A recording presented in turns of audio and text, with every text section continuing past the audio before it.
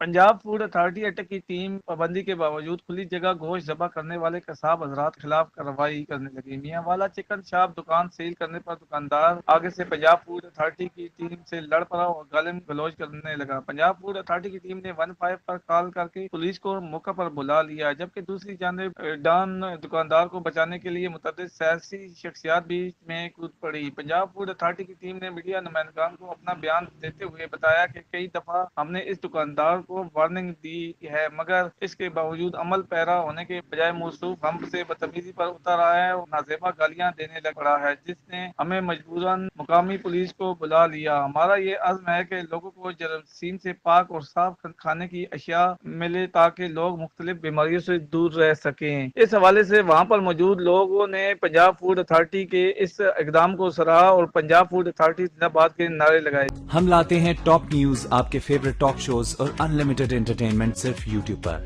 अगर आपने अभी तक हमारा चैनल सब्सक्राइब नहीं किया तो अभी सब्सक्राइब करें और बेल आइकॉन को क्लिक करके हमारी लेटेस्ट वीडियोस के बारे में अपडेट जानें।